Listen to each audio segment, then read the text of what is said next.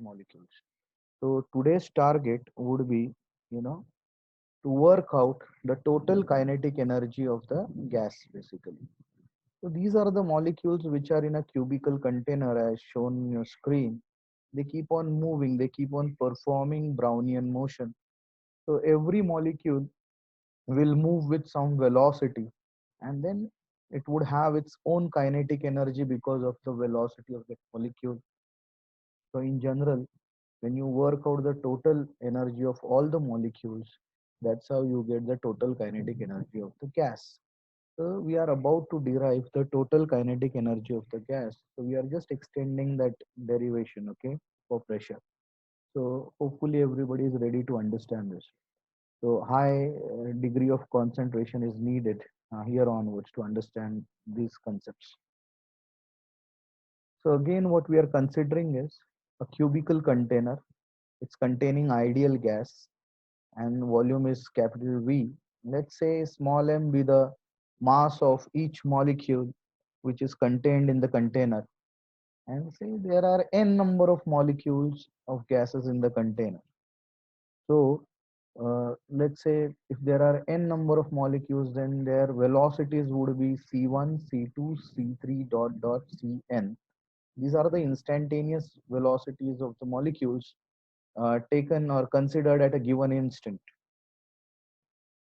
So we would estimate total kinetic energy as kinetic energy for the first molecule plus kinetic energy for the second molecule dot dot plus kinetic energy for the nth molecule. Now we all know what exactly the equation for kinetic energy is. So we will just place these equations. So what I get is for kinetic energy for the first molecule, I can place it as half mc1 square, you can see. For the second molecule, I can place it as half mc2 square. Just make that correction over here. The suffix should be 2 over here. Plus dot dot dot half m for nth molecule, it is cn square. Now, from this equation, you can clearly observe, you can take half m common. So what remains in the bracket, okay? The bracket is not clearly seen, but please try to understand this. Half m is taken common, so what remains in the bracket is c1 square plus c2 square plus dot dot dot cn square, friends. Now this c1 square plus c2 square plus cn square, you all know it can be replaced as, just make some adjustment for the replacement. But what I will do is I'll just multiply by capital N and divide by capital N simultaneously so that I nullify the effect. So in a way, this equation is just adjusted in this manner.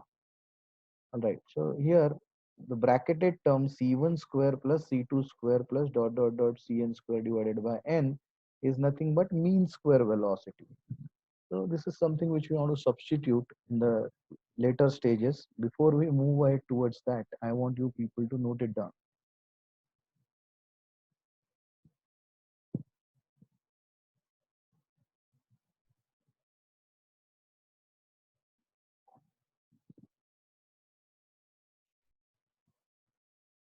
Okay, hopefully you have noted this down. So instead of this bracketed term, we would be putting the term as c square, where c square will be mean square velocity, friends, you can see. So the equation then becomes total kinetic energy equal to half small m into capital N c square instead of that bracket.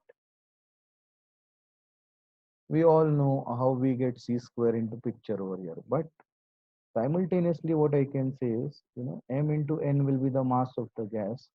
So it will be half m into c square in this case.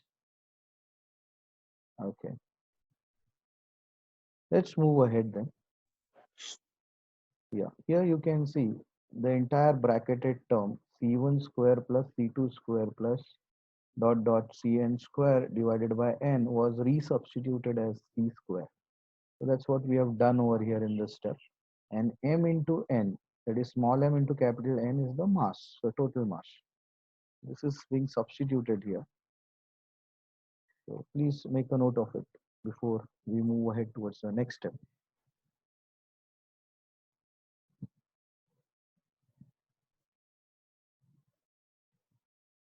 Okay, hopefully noted down. Let's move ahead then. Now I want kinetic energy of the gas per unit volume. So this is, I have to express the previous equation in a different format now. Here the format is kinetic energy of the gas per unit volume. So again what we do is we consider the same volume V and 1 mole of the gas enclosed in the container. The temperature, absolute temperature is capital T. We all know ideal gas equation PV equal to nRT, but N is 1, they say over here. So we also know pressure as 1 by 3 gamma C square. So this is something which we have derived basically. All right, so pressure is equal to 1 by 3 gamma C square is the equation. Yeah, Pratiksha, yes, just a minute. I'll show you the previous slide, no problem. Give me a moment, friends. We'll get back to this. Yeah, Pratiksha, make a note of this and let me know once you're done with it. Unmute and speak.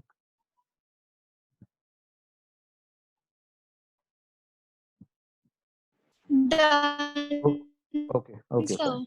Yeah, okay, fine.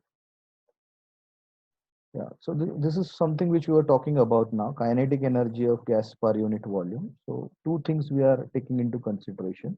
Ideal gas equation given by PV equal to nRT, N would be 1 because we are considering 1 mole of gas. Okay, T stands for absolute temperature, P and V are pressure and volume correspondingly. We have derived the equation for pressure as 1 by 3 gamma C square, where gamma stands for the density of the gas and C is the C square is the mean square velocity and P stands for pressure there. So here instead of gamma, we can resubstitute it as, because gamma being density can be resubstituted as mass per unit volume. So M divided by V. So from here, I can make it as, I take 3 over here, so it becomes 3 PV, isn't it? So 3 into V, if I take it on this side, it will be 3 PV equal to MC square, right? So if I divide by 2 on both the sides, so what I get is, 3 by 2 PV will be equal to half MC square. But just now we have seen what half MC square is. It's the average kinetic energy of the gas. In the previous slide, we have derived this. Now, if I want average kinetic energy of the gas per unit volume, I will bring the term volume in the denominator over here. The moment I do that, the equation changes to average kinetic energy of the gas per unit volume equal to 3 by 2 P, where P stands for pressure. So just by knowing pressure also, in a way, you can find out the average kinetic energy of the gas per unit volume. So this is something which we needed to understand in this particular part of derivation. So people, please make a note of it before we move forward.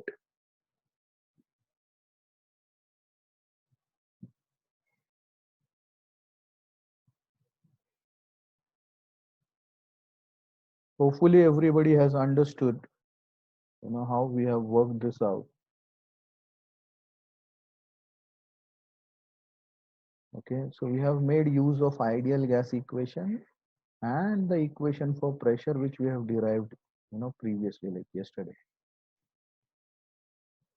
Just by minor adjustments, and we can just work out average kinetic energy of the gas per unit volume equivalent to 3 by 2 P, where P stands for pressure. Hopefully you have noted this down. Let's move ahead then.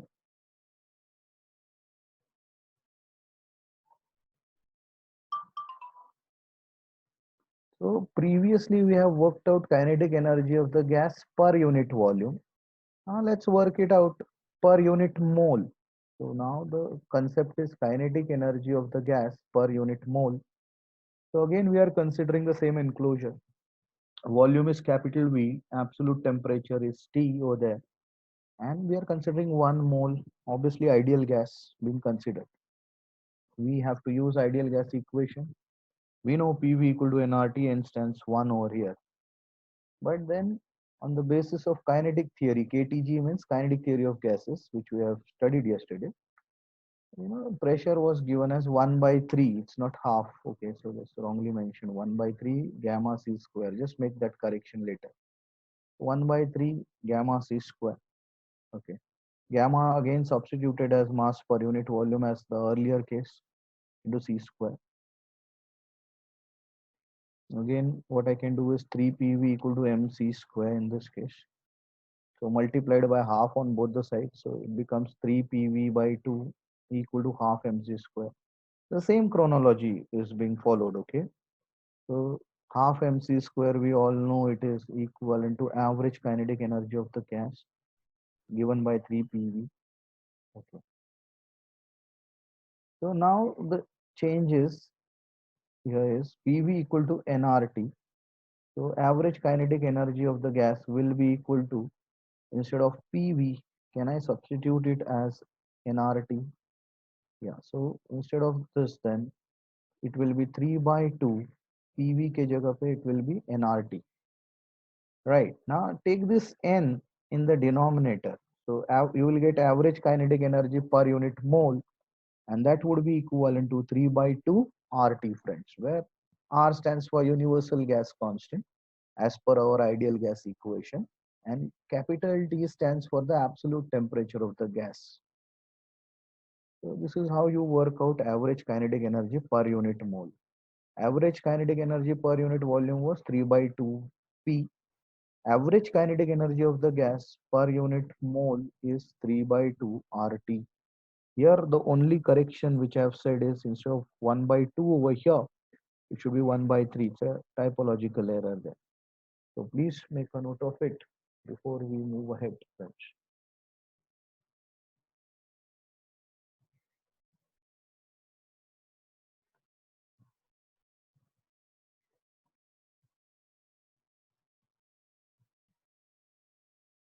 Okay, hopefully you have noted it down. So let's move ahead.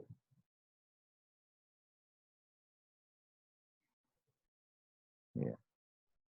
Now let's see. We have worked out kinetic energy of gas per unit mole. Now here is a concept where we are working out the equation for kinetic energy of the gas per unit molecule. Again, here in this case, if you observe, we are considering the same enclosure. Volume is capital V, 1 mole of gas, ideal gas. T is the temperature, P is the pressure. We all know ideal gas equation being implemented as PV equal to nRT. 1 mole will contain, say, n molecules, where n would be Avogadro's number. Okay, that's how 1 mole concept is being defined. Okay, so n is, say, 1 mole basically. If one, and we talk about 1 mole means it contains n, capital N molecule.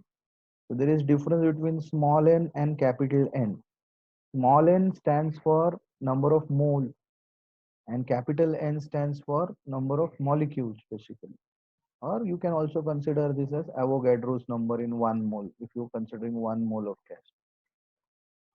So then the pressure exerted would be given as, we all know, we have derived this equation, 1 by 3 gamma C square.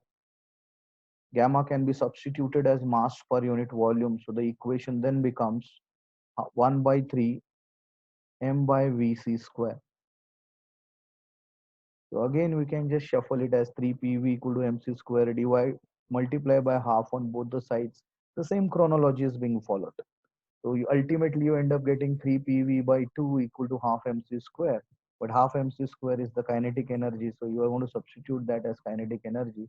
And before I show you the next slide, how we work out kinetic energy of the gas per unit molecule, please make a note of it.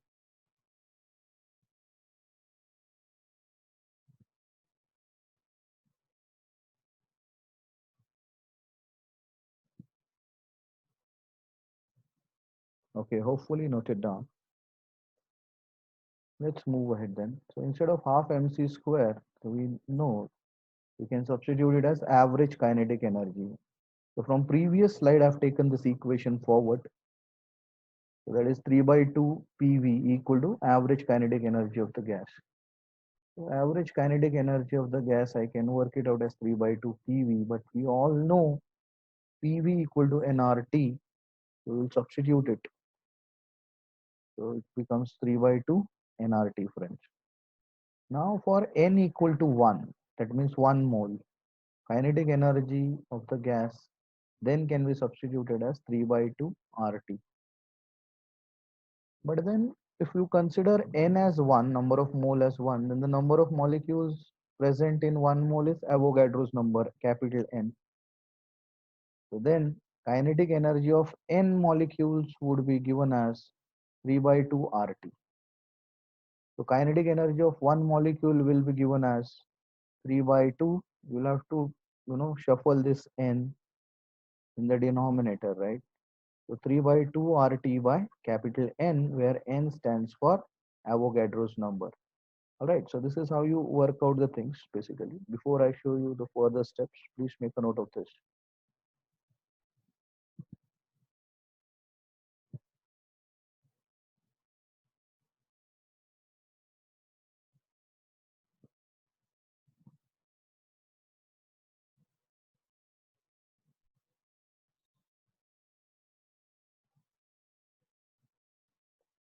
Yeah, hopefully you have noted this down.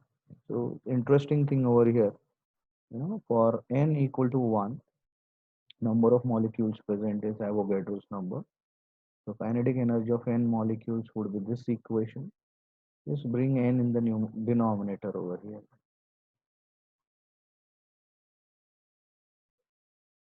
So this R by n can also be substituted as capital K, where K stands for, you know, we all know K stands for. Can anybody tell me? Like, unmute and speak if you want to tell me about what K stands for. Universal gas constant divided by Avogadro's number. What is it called?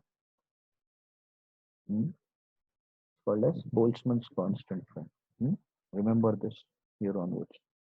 So kinetic energy in this case can then be substituted as, you can see, hmm, 3 by 2 kT, where K stands for Boltzmann's constant.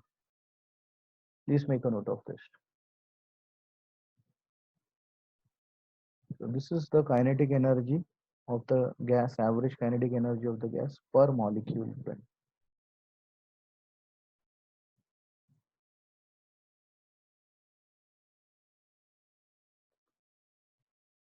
Okay, hopefully you have noted this down. Let me share the screen with you people.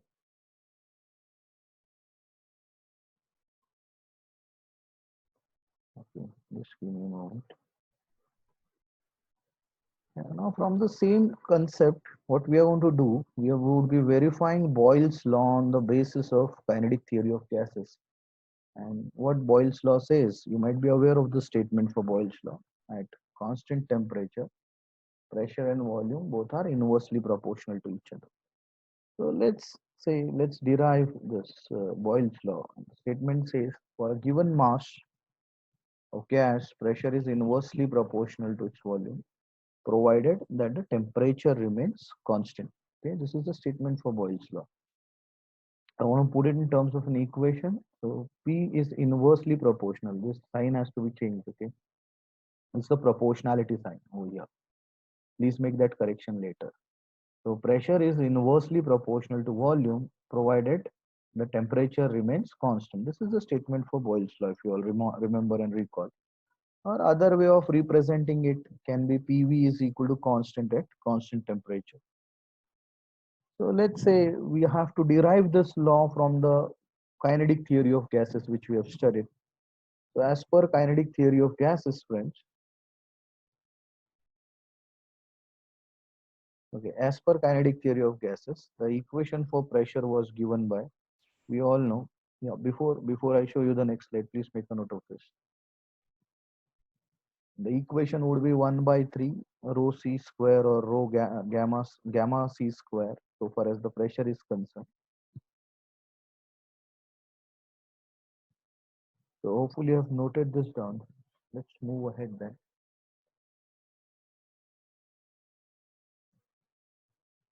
Okay. So this is the equation which we have derived. P equal to 1 by 3 rho c square or gamma c square. Gamma stands for the density. We can put it as C is RMS velocity over here. So density can then be substituted as mass per unit volume. So gamma can be substituted as mass divided by volume. Mass can be resubstituted as capital N into m, where N stands for number of molecules of the gas in the container and small m stands for the mass of each molecule. So you can just have a look. We are just going back in the derivation. No, it's a reverse derivation basically.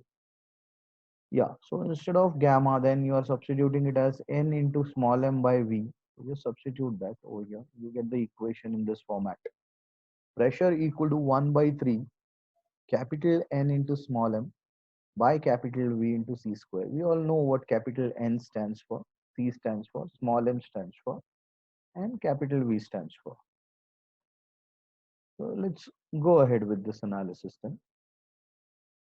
You take volume on one side, then the equation becomes pressure into volume equal to 1 by 3 nm into c square, where n are number of molecules, m stands for mass of each molecule.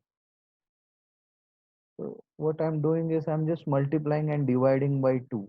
See, I've just multiplied by 2 and divided by 2 simultaneously. This is an adjustment being made for certain cause. You'll realize what that cause is in the subsequent stage. But then after doing it, what I get is PV equal to 2 by 3 into capital N, and then the bracketed quantity is half mc square. You can see, okay, the bracketed quantity is half m into c square, where half mc square we all know will be the kinetic energy. So ultimately you can substitute this as average kinetic energy. You can see half mc square. So can I write it as PV equal to 2 by 3 n into bracket average kinetic energy. All right. So please make a note of this before, from this equation, before we derive Boyle's law of this equation.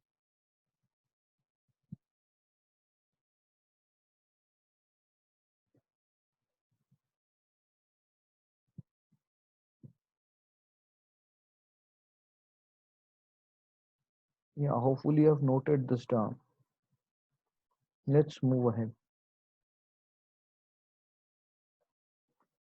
We have the concept of assumptions in kinetic theory of gases. We have assumed this thing, if you all remember and recall. Average kinetic energy is constant at constant temperature. So can I say in this equation then this average kinetic energy will be constant at constant temperature? So then the equation becomes PV is equal to constant at constant temperature. I'll show you why. Because if average kinetic energy is a constant multiplied by n, which is also a constant, multiplied by 2 by 3, which is a constant, ultimately it will lead to PV equal to constant. All right. So we come to a conclusion at a constant temperature, then PV is constant, and that's what the Boyle's law says. So therefore, we can just prove Boyle's law from the kinetic theory of gases. So please make a note of this, friends, before we move ahead in our course.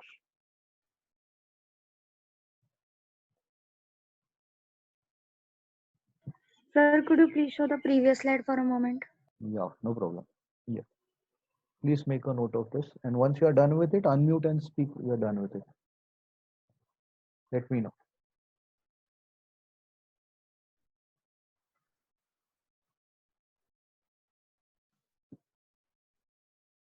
Thank you, sir. Okay, fine. No problem. So hopefully you have noted this down. Okay. This is how we prove Boyle's law. You may get a question in your board exams, or how to prove Boyle's law of kinetic theory of gases. So this is the way you do it.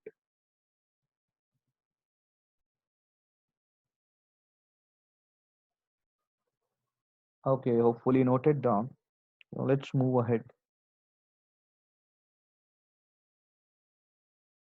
So let's talk about certain remarks over here. So the remarks are, we can make some remarks over here. So total kinetic energy, we all know it's given by 3 PV. PV can be substituted as nRT, so it will be P by 2 nRT, where N are number of moles. So you can also put this small n as small m by m. This N can be substituted as m by m. So where you can also put this m small m by capital M as n upon n naught. Okay, where n is nothing but m by m or n upon n naught. We are talking about small n over here. Okay, so that's the correction which is to be made. Small n. Okay, instead of capital N, it should be resembled by small n. Small n is number of mole. Kinetic energy per mole, the equation was 3 by 2 RT for n equal to 1. Kinetic energy per unit mass which we have derived was 3 by 2 RT by m. You all remember. Kinetic energy per molecule was 3 by 2 RT by n0 or 3 by 2 kT, where capital N is 1. So you need to remember these equations while solving problems, friends. Make a note of this before we proceed forward.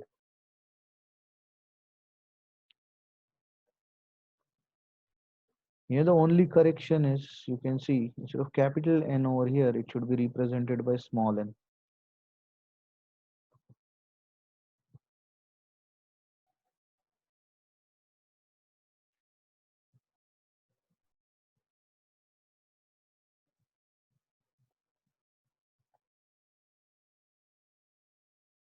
Okay, hopefully you have noted this down. So let's move ahead then. Okay, where we all know what Boltzmann's constant is. N0 stands for Avogadro's number. And there is a small proof asked after this. You can see board exams or other exams, they keep on constantly asking you this to prove.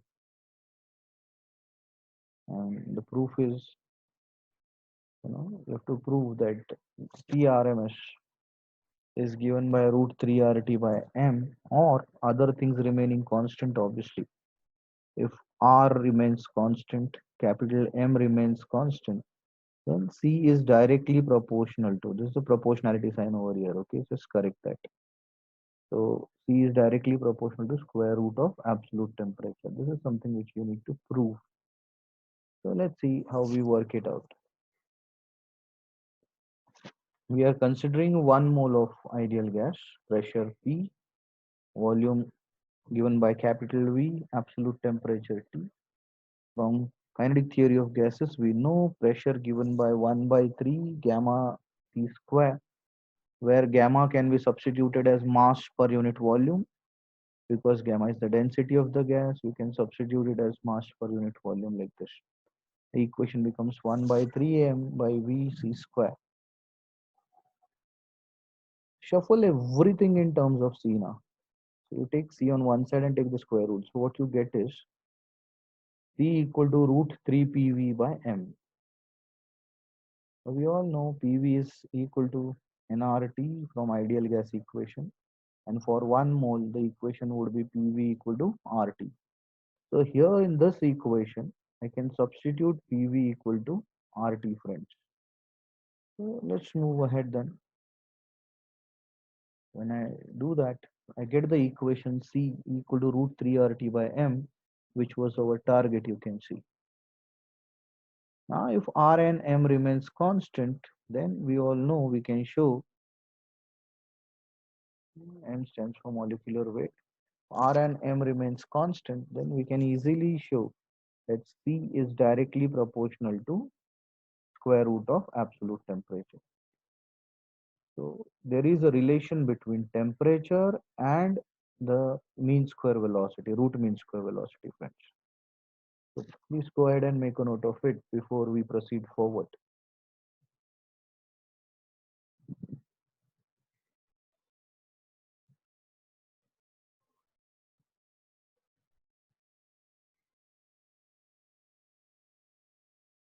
Okay, hopefully you have noted this down. So let's move ahead then.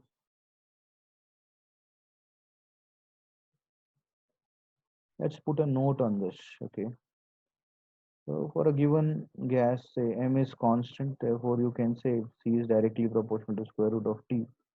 So if that is the case, then for problems for a comparative mode for two gases, if you compare, then you can just put this as two temperatures, sorry, not two gases. C1 by C2 would be given as root of T1 by T2 if you take it in form of two equations and divide them. If m is constant. If T is constant, then you all know very well, then C would be inversely proportional to square root of m. Then in that case, C1 by C2 would be given by root of M2 by M1. So you can use this analogy also if the problem gives you those conditions where temperature remains constant. Yeah. Let's move ahead then. The third analogy. For two gases, you can say with molecular weights M1 and M2 at two different temperatures, if you want to compare two equations, and the two different temperatures are say T1 and T2, then if you take the ratio, you get the equation somewhat like this. C1 by C2 equal to root of T1 by T2 multiplied by M2 by M1. Yeah, very important concept. Make a note of it. Time and again, we would be needing these concepts for solving problems.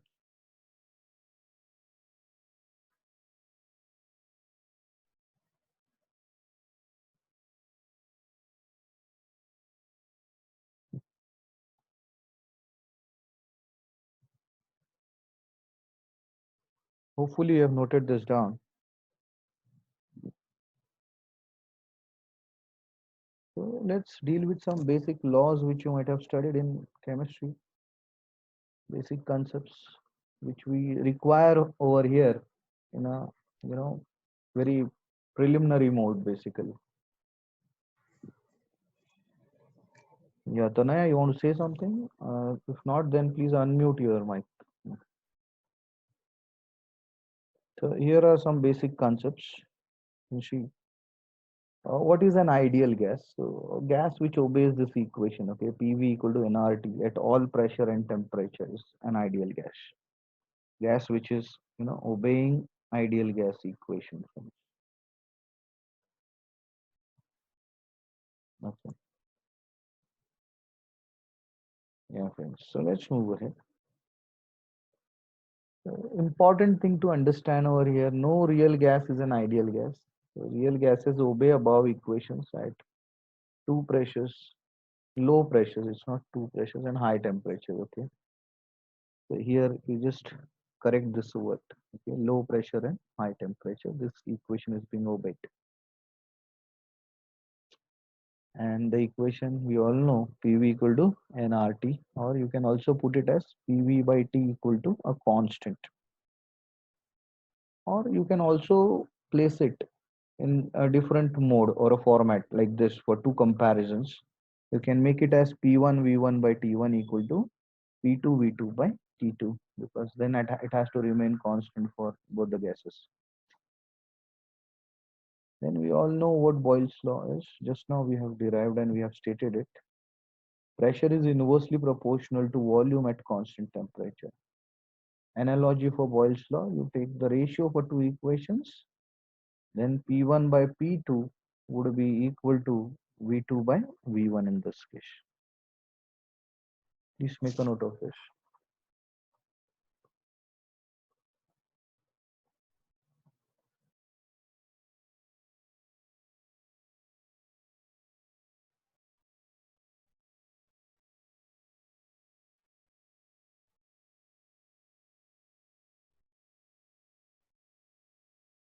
Okay, hopefully you have noted this down.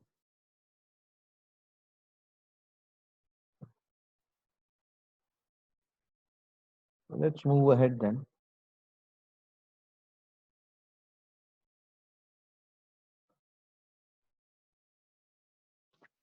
We need to know what Charles' law is. So at constant volume, pressure would be directly proportional to absolute temperature. Okay, that's Charles' law. Now here, if you observe, this is a proportionality sign, so correct it in the later stages. Okay. Charles law: pressure directly proportional to absolute temperature when the volume remains constant. You can place it in form of equation as P1 by P2 equal to T1 by T2. And let's talk about Gay-Lussac's law. It says if the pressure remains constant, then the volume would be directly proportional to temperature. That's what it says. You place it in terms of equation, you will get V1 by V2 equal to T1 by T2. This is what this law says.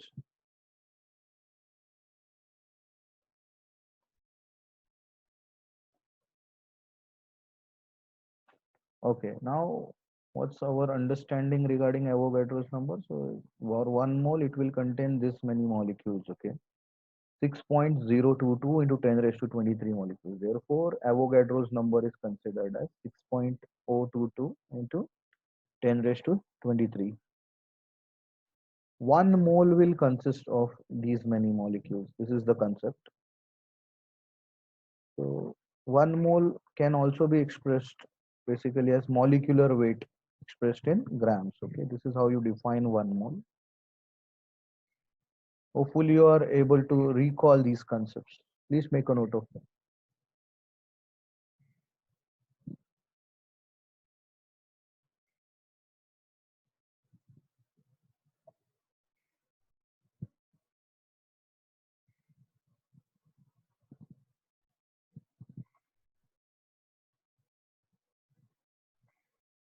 Okay, we have noted this down. So let's move ahead then.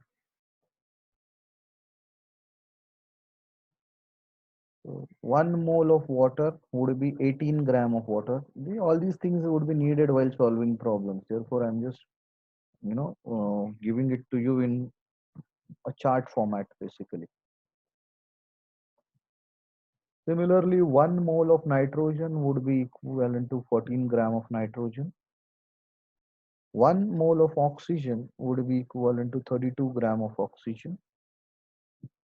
Let's say number of mole would be given by mass of the gas divided by molecular weight. So these are just the basics, okay, which we would be needing. NTP stands for normal temperature and pressure. Okay, so what is the mass of a molecule? So it's molecular mass divided by Avogadro's number. So that is mass of a molecule. Okay, this is how you define mass of a molecule.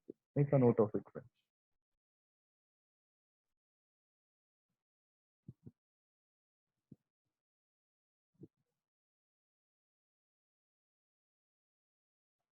Okay, hopefully things are pretty clear till here. Let's move ahead. Hopefully done. Okay, let's understand some conversions. So 1 liter means 10 raised to 3 centimeter cube. Okay, let's see. So 1 liter can be placed as 10 raised to minus 3 meter cube basically. Okay. So here you can just put this as 1 meter cube is 10 raised to 6 centimeter cube. So here always you should know 1 liter will be equal to 10 raised to minus 3 meter cube. So 1 centimeter cube can be equivalent to 10 raised to minus 6 meter cube. Okay, so here it should not be centimeter cube, it should be meter cube. N0 stands for Avogadro's number. Density of a gas will be mass per unit volume. Boltzmann's constant K will be R by N0. It is universal gas constant divided by Avogadro's number. You want number of molecules. Again, it is total number of molecules divided by Avogadro's number. Can also place it as small m by capital M. Yeah. So please make a note of this.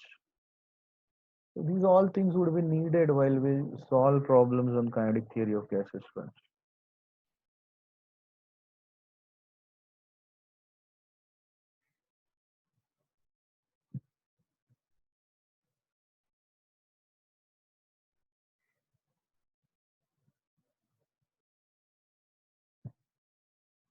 Okay, let's move ahead. Hopefully done. These are the formulas just now which we have worked out, but it's just given to you in a chart format so that you keep on recalling them prior to solving problems.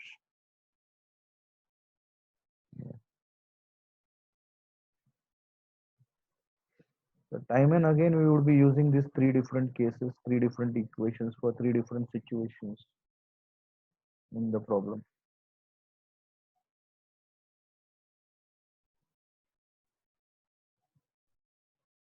Okay, hopefully I've noted this down. Let's move ahead then. Let's talk about some questions. Okay, just to start with. HTML. Sir, Yes, Virja. Yeah, can you show the previous slide for a minute? yeah. Yes. Once you are done with it, let me know. Okay. Thank you, sir. Okay, fine. So let's start working, few problems on this. Okay. So you are supposed to calculate RMS speed of oxygen molecules at 227 degrees Celsius. Density of oxygen at NTP is given to you as 1.429 kg per meter cube. And we all know one atmosphere is 1.013 into 10 raised to 5 Pascal or Newton per meter square. So let's put the analysis forward.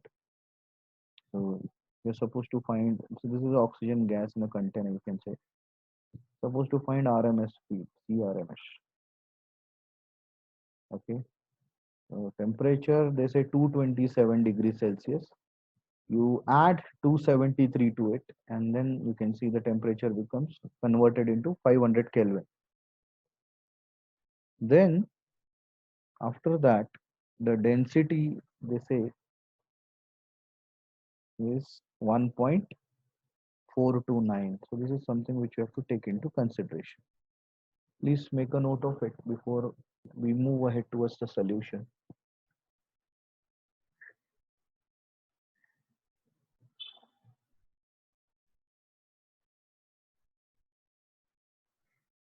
Okay, hopefully things are sorted out till here. Let's move ahead then. So T1, as I said, 227 degrees Celsius converted into Kelvin, 500 Kelvin. Density, it's not R, so wrongly mentioned. So just make that correction. Density is 1.429. Pressure, absolute, atmospheric pressure given by 1.013 into 10 raised to 5. T0, they say the temperature changes to 273 Kelvin. Let's see, what is that the case? 227, they say. Okay, 227. So T0 obviously will be 273. Absolute zero is 273 Kelvin, right? This is something which we know. What we are supposed to find is RMS at 500 Kelvin. That is the case. The formula which we have is P equal to 1 by 3 rho c square or gamma c square, either that way. So pressure is known to you, right? Density is also known. So you can find out C0 for T0 from the first equation. Second equation, we will use the fundamental C is directly proportional to absolute temperature. Square root of absolute temperature in our right. So we want to make use of these two formulas. You can see. So the first case, so let RMS at NTP be C0, which we are supposed to estimate from the first formula. So shuffle everything in terms of C0, so you get this as 3P by rho. You know P, you know rho. Okay, so this is not R, this is rho. Okay, by correct this. You know both the values. Just put it in the formula. When you solve this, you get the RMS speed at absolute, you know, 273 basically Kelvin. Yeah. So try solving it, and then these are some log table calculations also for you to reaffirm it at home. Verify it. So take a note of it before I show you what the value of C0 is. And once we get C0, then we would use the concept given in the equation 2. C is directly proportional to square root of t. We'll make use of this concept.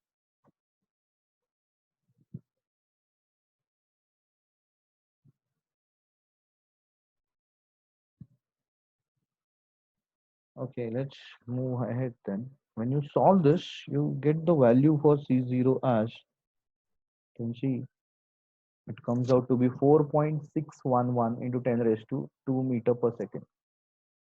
Now, once you know C0 and you know the relation C is directly proportional to T for two different situations, we will use C1 by C0 is equal to T1 by T0 per square root, right? So here in this case, we know T0, we know T1, we know C0. Can we find out C1? That is something which we need to find out. Let's put the values. Shuffle C0 on right hand side, and you'll get the value for C1. When you solve it, these are the log table calculations given to you for your verification and your practice also. When you solve this, you get the answer as 6.240 into 10 raised to 2 meter per second. Okay, so this is the speed basically. Convert it. You get the speed as 624 meter per second at 500 Kelvin or 227 degrees Celsius. Make a note of this, student.